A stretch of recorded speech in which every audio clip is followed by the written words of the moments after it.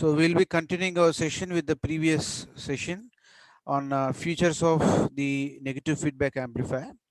So while we discussed about certain features as stability in gain is achieved because of the negative feedback connection, and next we discussed about reduction in gain of the amplifier we discussed, and next we'll try to go with the reduction in distortion on the amplifiers.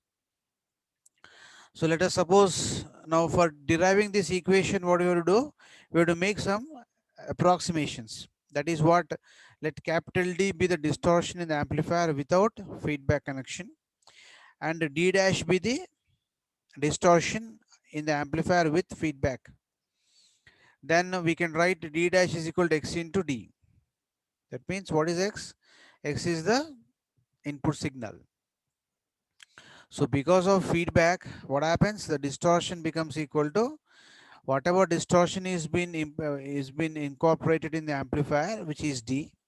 This is the input signal. These two got multiplied, and output distortion is going to be simply D into X, which is the resultant distortion. Therefore, fraction of the output distortion which is fed back to the input.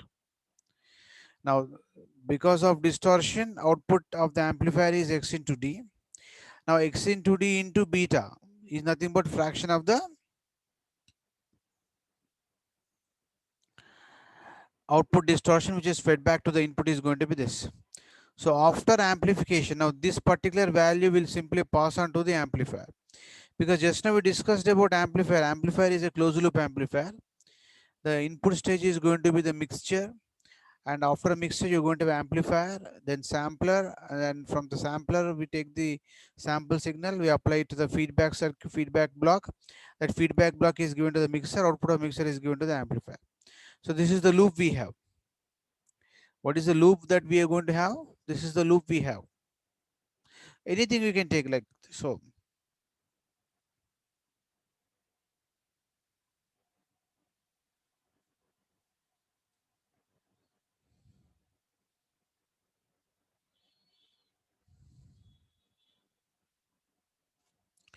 Yeah, this is the amplifier loop we have.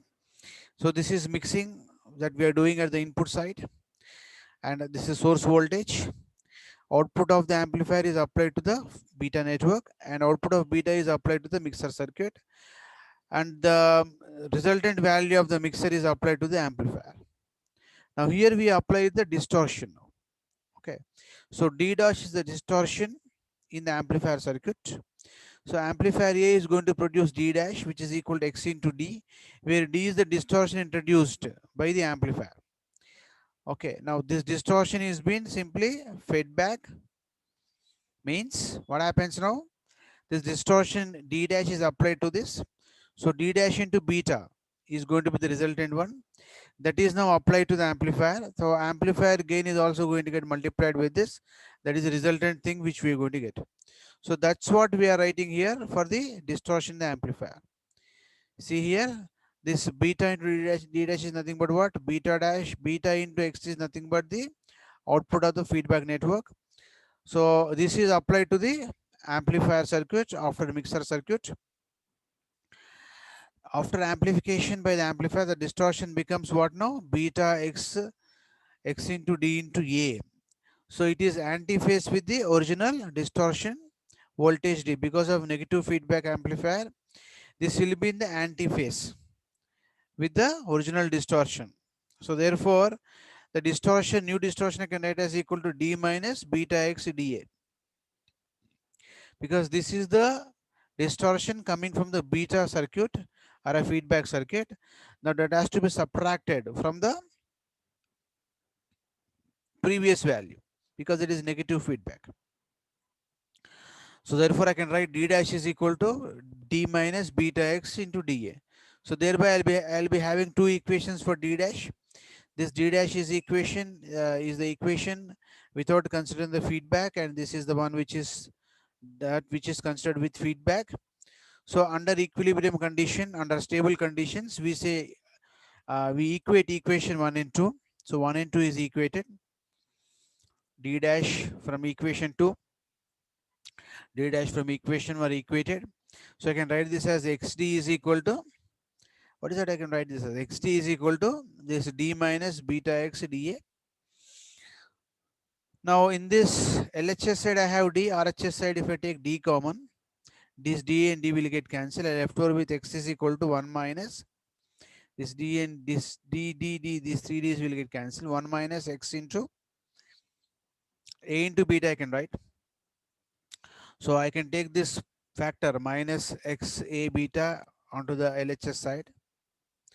Then I'll be having, by taking x as common from this, I can write 1 plus a beta is equal to 1. So x is equal to 1 by 1 plus a beta. So finally, the d dash is equal to, what is the formula? What is the form I have? X into d. So what is x we have found out? Because of feedback, it is 1 by 1 plus a beta. So therefore, distortion d is simply reduced by 1 by 1 plus a beta. So we say that the distortion has been reduced because of the negative feedback amplifier circuit.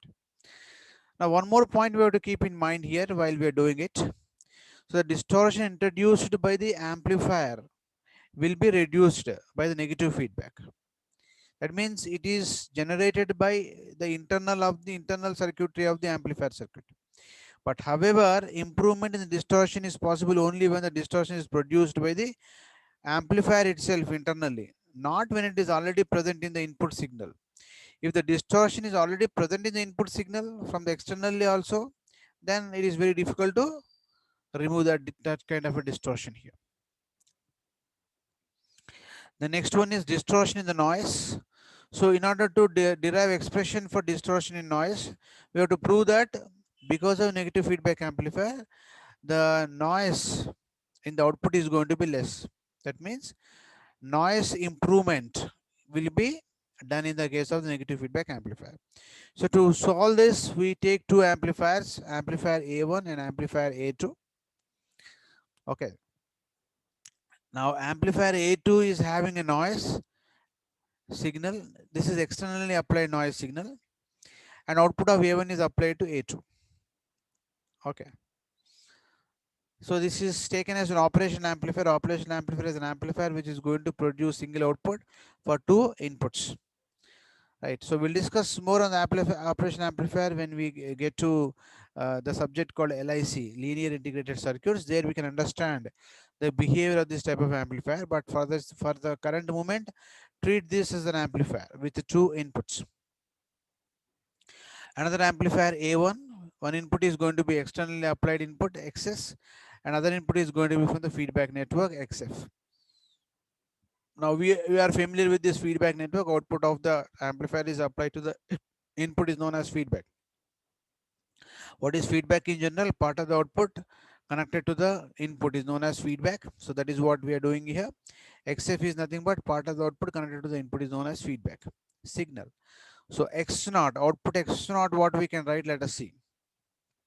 X naught is equal to XS into A1 is the input, presently without feedback, open loop gain, open loop overall gain will go with. So XS into A1 will write into A2. Initially noise, if it is not there, it is a purely noise is there, not there.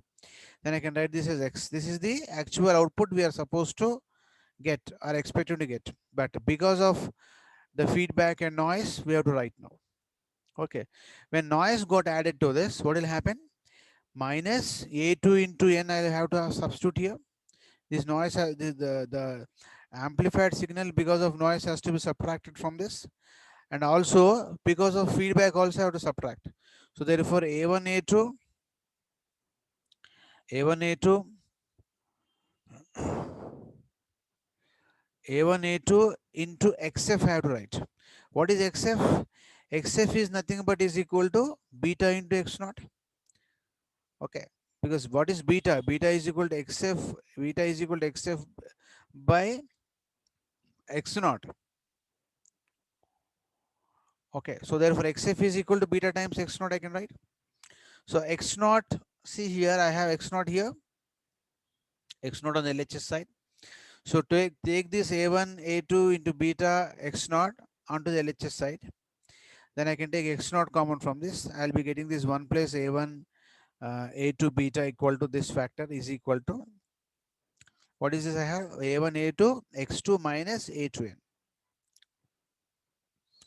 So I may take A1 A2 as common, xs minus, I can write n by A1 here. So therefore finally x naught is equal to, I can write this is A1 A2 into all this factor whole by 1 plus A1 A2 into beta. So let us apply this factor to each and every part in the equation, as A1 A2 xs by all this minus, we expand this minus n into A2. This A1 A1 will get cancelled, n into A2 by 1 plus A1 A2 into beta. So this is the overall equation that we have simply got it over here. Now this is the output signal. So that's the output overall noise of the second stage amplifier is reduced.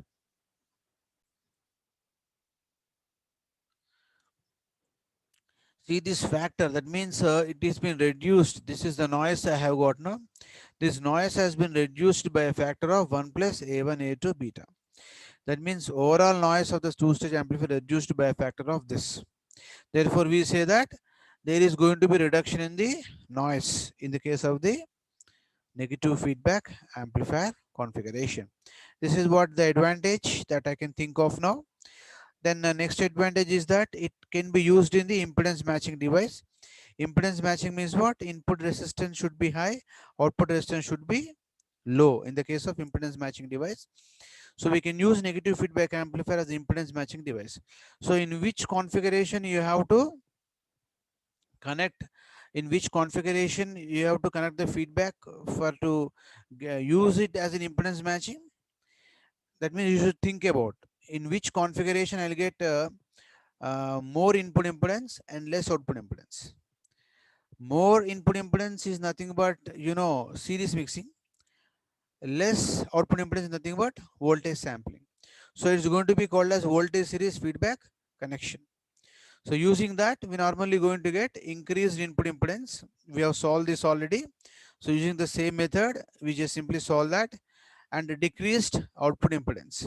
So we normally going to get the decreased output impedance by using the similar method. So using this, we can call it as we can just simply say that the negative feedback amplifier can be suitable or is suitable for the impedance matching device. This is another feature of this particular thing. The next one is increase in bandwidth. How the increase in bandwidth is going to be there? We have seen this in the last class also. So as the product of the voltage gain and bandwidth of an amplifier without feedback remains constant or same. Now what is the design constraint? There is an important design constraint here. The gain bandwidth product of the amplifier with and without feedback should be a constant value. Now keeping that in view, we write down the gain of the amplifier with feedback and without feedback. What is the meaning of with feedback? I write A suffix F, means what? It is gain of the amplifier with feedback. This is the bandwidth of the amplifier with feedback. This is A into BW. Now voltage gain with feedback is reduced by a factor of 1 by 1 plus A beta. Just now we discussed. So therefore I will write AF by A by 1 plus A beta. B bandwidth with feedback remains as it is, A into this one. This AA will get cancelled. So I can write this as bandwidth with feedback is equal to 1 plus A beta into BW. Hence it is proved that the bandwidth with feedback is increased by a factor of 1 plus A beta. So because of negative feedback, we conclude that the bandwidth of the amplifier with negative feedback is going to get increased. So these are the features of the negative feedback amplifier with derivations. So in the exam, if at all any question is asked for 5 marks or 6 marks, okay, please explain or derive the equations in the exam so that you can get full marks in the exam. Okay, then after this, let us go back to the other basics of the feedback amplifier now. So finally, we say the advantages of negative feedback amplifier as that negative feedback amplifier stabilizes gain of the amplifier. Just now we have proved the sensitivity factor is made equal to constant. that is 1 by 1 plus A beta is a constant factor. Hence we say that the stability is normally improved. It increases input impedance and decreases output impedance for certain feedback topologies known as voltage series feedback topology used in a impedance matching device. And next one is operating point or Q point is stabilized because of the negative feedback configuration. Now, here comes the negative feedback. Now, this is the circuit we have seen in the first unit. So this is a transistor known as NPN transistor. This transistor has been biased by R1 R2 resistors known as biasing resistors, and it has been stabilized by RE resistor thermal stabilization to protect it from thermal stabilization. And C is bypass capacitor we have given now. Okay, and this particular CB is nothing but coupling capacitor. VS is nothing but the input voltage source. RS is the internal resistance of the voltage source. So this is the amplifier circuit which we have seen already. All right. So here also we need to have one more capacitor at the output side, that is called a collector coupling capacitor. And here we'll take the output voltage. Now, what is this point, last point? Operating point or Q point is stabilized because of the negative feedback. Now we will have to see now how this Q point is stabilized by the negative feedback. Now where is the negative feedback applied in this circuit? That means you have to identify the topology involved in this. We have to identify the topology involved in this, right? So the topology involved in this is going to be what now?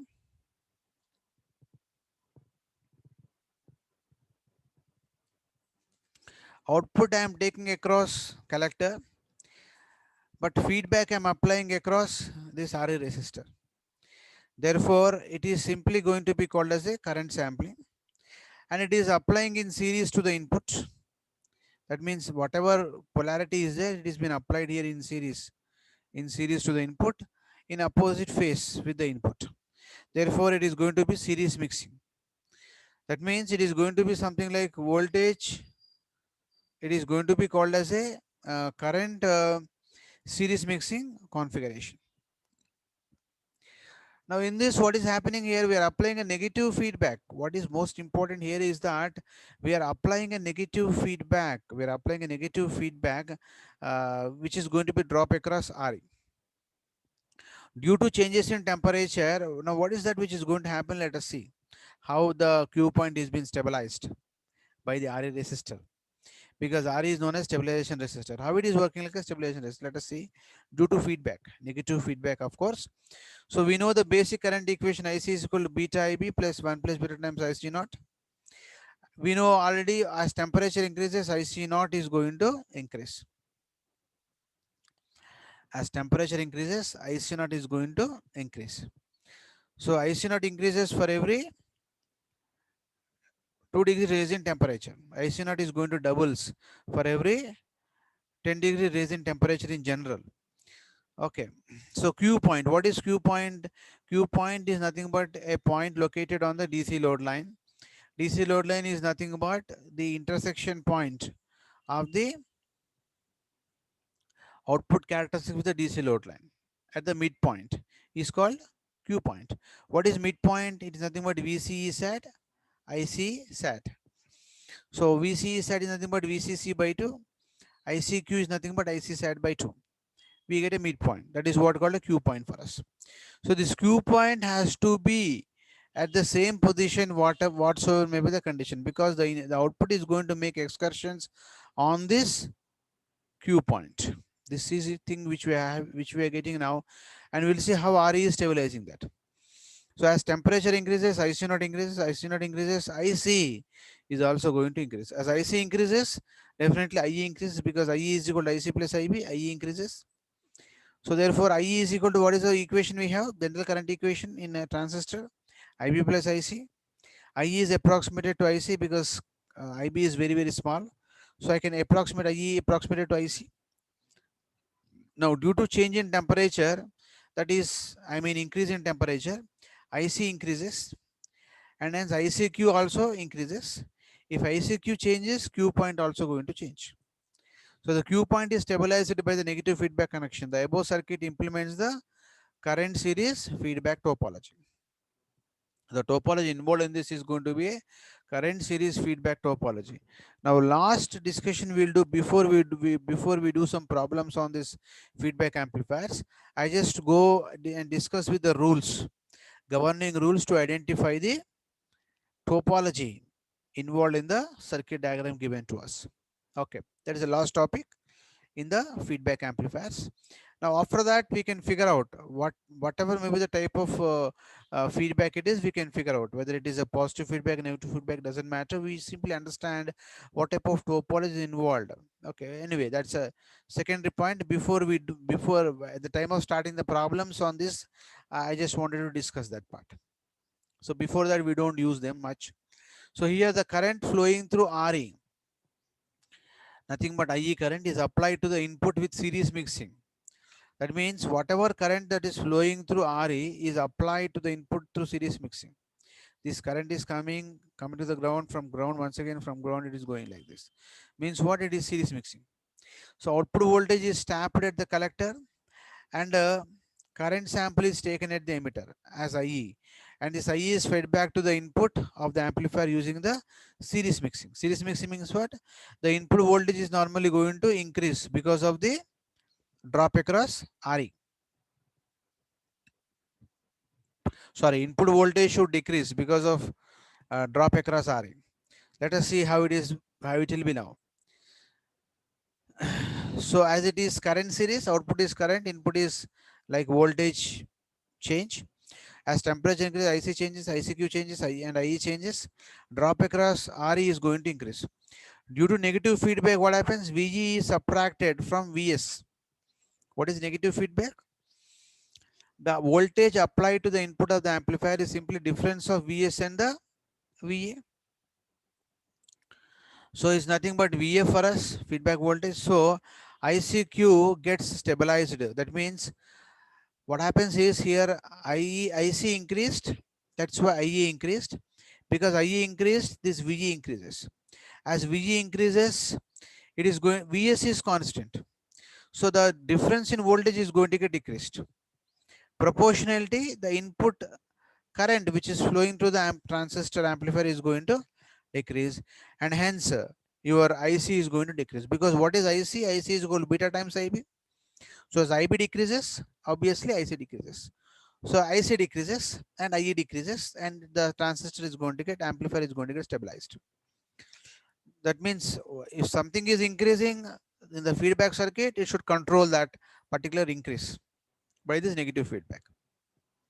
So as ICQ gets stabilized using minus VF voltage mixed at the impedance, we say that as ICQ increases, VF increases by same amount and VI decreases proportionately. Thereby ICQ decreases to a stable value of current ICQ.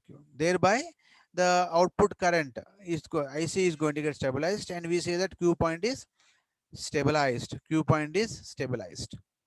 Okay. Next we go into the third unit, that is called a positive feedback amplifier, which is part of third unit. Now I just wanted to give a gist of this third unit before we go and solve the problems on the second unit.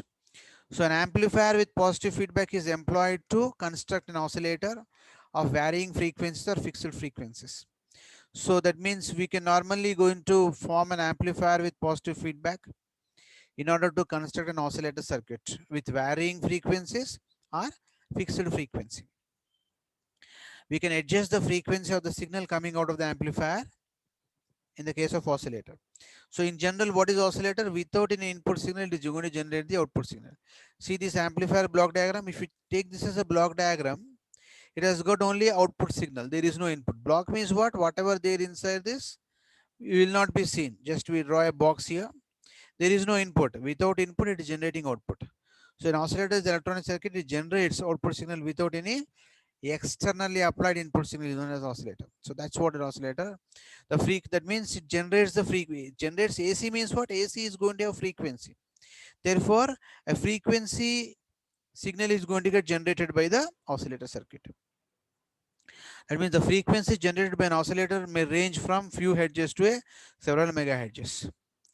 So what is the definition of an oscillator? An oscillator is an electronic circuit used to generate an AC signal without any externally applied input signal. General block diagram is going to be this. If A is equal to 100, beta has to be chosen to be of 0.01, because when you multiply these two, you should get A into beta is equal to 1. And without input signal, it is producing the AC signal. What is AC? It is varying with respect to time. See, the value of the voltage or a current or a power is varying with respect to time. So any signal which is varying with respect to time is called AC signal for us. So therefore, as time is varying, I can write F is equal to 1 by T. So I'll be getting the frequency. So this is general block diagram, schematic diagram of the feedback, positive feedback amplifier general block diagram. So let us go with the schematic diagram now. CE amplifier we use especially here for oscillator circuits. And next thing is feedback network. Output is X naught. X naught is the input of the feedback. Output of feedback is XF. This XF is applied to this. There is no input here. Let us see. XS is not there. Source signal is not there. This is the important point here. So it is generating the output signal like this. Okay. Now, there is a condition called known as Barkhausen criteria. To satisfy Barkhausen criteria, it should satisfy these two conditions. The loop gain mod A beta should be equal to 1. Total phase shift should be equal to 360 degrees or 0 degrees. Next one is a Barkhausen criteria. Sustained oscillations of an oscillator is produced by satisfying the Barkhausen criteria in the oscillator design. So what is the Barkhausen criteria? That criteria is nothing but is equal to this. Loop gain A beta is equal to 1. Loop gain mod A beta is equal to 1. More precisely, total phase shift of the circuit should be equal to 0 degrees or 360 degrees. So in terms of words, what we can put it as something like total phase shift in the loop, where the loop comprises of all the circuit elements in between output and input terminals such as amplifier, feedback should be taken into consideration, going to be of 0, 360 degrees. So next is the product of open loop gain and the feedback factor should be equal to unity. This is what the point which we have written. So satisfying the above two conditions called as Barkhausen criteria, sustained oscillations are produced of constant frequency and amplitude from the oscillator circuit. That means the oscillator is normally going to produce stable outputs if it satisfies the Barkhausen criteria. Stable means what? The frequency should not change and peak to peak output voltage, whatever it has been generated, should not change. What is peak to peak means what? This is a positive, maximum positive value, maximum negative value. This peak to peak value should not change and the frequency of oscillation should not change.